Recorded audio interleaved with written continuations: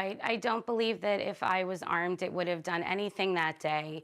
I was on CNN several days after the incident at my school opposite a sheriff from Ohio, and he agreed with me and very plainly said on television that if I had a gun and it was out of my reach by the time I would have gone to go get it, I would have been shot and killed. There was an armed guard outside the very school that this lady was working at, and yet he didn't stop the shooter. Why would a teacher be in any better position to stop a shooter coming in with an AR-15 than an armed security guard?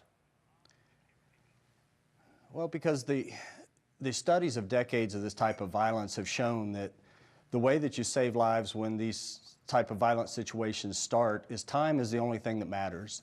The sooner that you can stop the killing, and then secondly have the medical tools and training there to stop the dying by providing medical care, that's how we save lives in these situations. How many mass shootings in America? How many mass shootings in America? And by mass shooting, let's take it, say 10 deaths or more in the last 20 years have been stopped by somebody with a gun, by a civilian with a gun? They've been stopped by civilians at least 70% of the time, whether they're armed hang or on. not. I just asked you to name. That is I'm asking about the number of. That's what we've found. Well, I'm very familiar with the number of mass shootings in America going back 20 years that involved the deaths of more than 10 people in one incident. How many of those incidents were stopped by a civilian with a gun? Tell me one. Well, if you're looking for civilians with a gun, that's a whole different number than being stopped by civilians. But teachers are civilians. Teachers are civilians. Anytime that you allow these killings to continue beyond... Mr. Eaton, you just said 70% of these incidents... Yeah, with respect, sir, you just said 70% are stopped by people with guns. 30% of those... But they weren't, though, were they? What I said is that 70% of them are stopped before law enforcement can arrive. The truth is that none of the mass shootings involving 10 deaths or more in the last 20 years in America have been stopped by any civilians with guns. This despite the fact that America has more civilian gun ownership than the next 20 richest countries in the world put together. Right? So my point to you is why do you... Let me ask my question. But the fact of the matter... Why, given that no civilians ever actually stopped these mass shootings, why do you now want to risk the lives of children in schools by arming teachers with the obvious risks? I mean, that lady we just saw in the clip with a gun and a loaded firearm and 2 magazines attached to her waist. Is there a question here? I'm coming to the question. Why do you think a teacher armed in a classroom is going to stop anybody? How long are you going to let the violence continue before you do something, anything? You keep saying they all get stopped. They don't get stopped. That's my point. And here's my second point to you. In New York, a few years ago, they did a survey into armed police marksmen. And they discovered that in practice... Yes, police hit about 17% of the time, and that's just a specious argument. Let the viewers decide how specious it was. In practice, their accuracy rates were 80% or higher. In live shooting situations, it fell to 17%. These are New York highly trained police marksmen. Why would a teacher who would be nowhere near, even under your program, as highly trained as these police officers, be any, say, more than 10% accurate? Let's give them a benefit of 10%, which means that 9 out of 10 of the bullets they fire, and that woman had 2 magazines on her, will be fired in a classroom of children where she has a 90% failed accuracy rate. Tell me why that is safe. Will I be able to answer? That is safe because as soon as a killer is confronted, they stop focusing on innocent victims. And sometimes that's simply somebody in authority. And you say these have never been stopped. We saw it right here at Chardon High School where there were no shots fired. We've seen it at Madison High School where it just so happened that the security guard was able to get in there in 9 seconds and stop the killing, so there were no dead in that incident. The fact of the matter is, the longer you let the violence continue, the more dead or injured, and we're tired of watching our kids die, so we're doing everything we can to shorten that timeline. Stop the killing, provide the medical aid, and that's how you save lives in these situations. Why don't you get rid of guns? You have over 300 million guns in circulation. I know it's a laughable suggestion, You but know, let me Pierce, just put you can work on that. You can wake up in a fantasy land tomorrow. We're helping schools that have real situations and real problems right now. Well, we had to be in a the fantasy reason land I where ask these you, school the shootings reason I didn't ask happen. you is we had a mass shooting in a school in Britain in 1996, in which 16 children were killed. Very similar, very sadly, to what happened at Sandy Hook. Just look at the bridge or the Westminster or the Cumbria.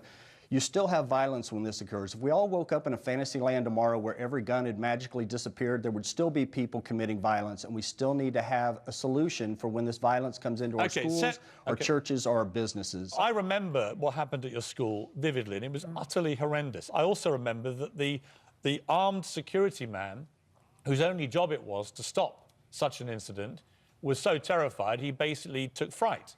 And he's an armed security man. Right. I cannot imagine what it would be like for a teacher. You were there. Tell us what goes through your head, your mind. What is the reaction? A gun would have done no good for me that day. I was not in Building 12. I was in Building 6, but from my classroom, I could see Building 12, and I look at it every day. And I know what went on in that building, and I know the classrooms that were affected, and one of my coworkers who I've taught with for 13 years was shot, and a gun would not have helped her that day. A gun would not have helped the teachers who were ambushed on the first floor of that building. A gun would have done me no good because it would have been locked safely in a closet so that my students wouldn't have had access to it. And by the time I would have gotten to that gun, had the shooter entered my classroom, I would have been shot dead. I have 2 children of my own. I don't want to send them to a school where their teachers are armed. This is my 17th year of teaching.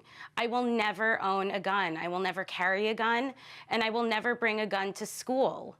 It's not safe. It doesn't solve anything. There's at least one teacher who, if violence comes into that school tomorrow, is going to go willingly stand between these murderers with a rifle and these kids. And right now, they're going to give up their lives. If teachers love their kids that much, we owe it to that staff to say, what can we do to help you go home to your family at the end of the night also? That's what these teachers want to do. Some teachers, such as the one that we're talking to now, would never want to be a part of this program. That's fine. There's nothing wrong with that whatsoever. But other teachers that want the medical training, let's get them the medical training. Other teachers who want every tool and every ability they can to keep these kids safe and so they can go home at the end of the night. We need to talk to those teachers, work with those teachers, and find a way that they can safely and effectively implement this type of program. To imply that I would not do anything in my power to save my students simply because I don't want to be armed is absolutely ludicrous. I saved the lives of 15 children that day, I said that you chose not to have a firearm. I choose not to have a firearm, but it does not in any way mean that I would not do anything possible to save my students and keep them safe. And I can tell you that my friends in that building would not have been a match with a pistol, a handgun, to an AR-15 that was staring at them from the end of the hallway. It's clear to me that you've never been a classroom teacher. That's just an uninformed opinion. And you don't understand. Have you been a teacher? I have taught Have not you been in a the public teacher? school education system, but I have taught, yes. Mr. Eaton, let me ask you this. Okay, so let me ask him this, Mr. Eaton. The AR-15 is now the preferred weapon of choice for most mass shooters in America. Most of the massacres we read about, almost inevitably now, they have an AR-15. It's a semi-automatic rifle capable of being used very light, very easy, very fast. You can fire up to 100 bullets a minute. With bump fire stock, you can make it 300-400 bullets a minute.